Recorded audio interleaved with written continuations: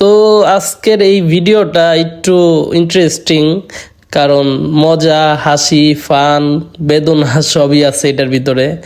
আর এই যে দেখতেছেন যে আমি বাইকে তেল ভরতেছি, আমার গত 18 তারিখ থেকে জ্বর, আজকে 7-8 দিন ধরে জ্বর। আমার এই বাইকটা হচ্ছে উত্তরা 4 নম্বর সেক্টর লাবণী শুটিং হাউসের নিচে রাইখে আসছিলাম 18 তারিখ। তারপরে আর যাইতে পারি না এই জ্বরের জন্য। আজকে এই যে 26 তারিখ, আজকে আসছি। এই কয়দিন জ্বরে বাসায় শুয়েছিলাম, বাইকও নিতে আসতে পারি নাই, বৃষ্টিতে ভিজছে, রোদে পড়ছে। এখন কেন নিতে আসতে পারি নাই? আমার তো একটু জ্বর কমছিল, 2-1 দিন পরে নিতে আসতে পারতাম, কারণ আমার বাইকে হচ্ছে তেল ছিল না, একদম ফাঁকা ছিল। কারণ আমার বাসা এখান থেকে 4 কিলোমিটার দূরে, এত দূর তো আর বাইক ঠেলে আনা যাবে না, কারণ শরীর অসুস্থ, দুর্বল অনেক।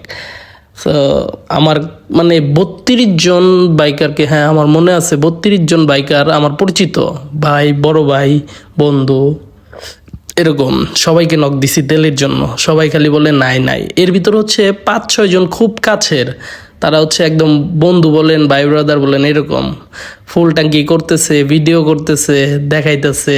আমি বলছি ভাই 1/2 লিটার তেল দাও, বাইকটা বাসা পর্যন্ত নিয়ে আসি। কেউ তেল দেয় নাই আমারে।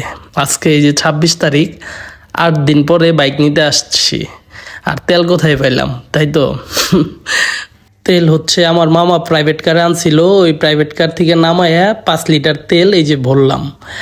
এখন হচ্ছে আমি জীবনে অনেক মানুষকে উপকার করছি। ফ্লাইওভারের উপরে আটকে গেছে, এই যে এয়ারপোর্ট ফ্লাইওভারের উপরে, পরে হেরেও আমি কত 1/2 লিটারের উপরে তেল দিছি।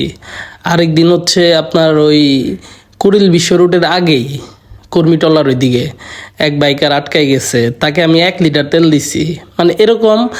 আরেকটা মনে পড়ছে, নীলা মার্কেট থেকে আসতেছিলাম, একজন বাইকার আটকাই গেছে 300 ফিটের রাস্তায়, ওইখানে তো আর তেল পাওয়া যায় না, উনি হচ্ছে খিলখেদা এসে তেল নিবে, তো ওনাকে তেল দিছি। মানে উপকার সবাইরই করছি, কিন্তু নিজের বেলায় আর কাউকে পাইলাম না।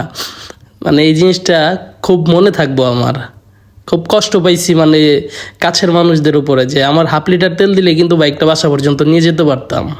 যাই হোক, কষ্টের কিছু নাই, আল্লাহ একভাবে না একভাবে তো মিলাই দেয়। ভালো থাকবেন সবাই, আল্লাহ হাফেজ।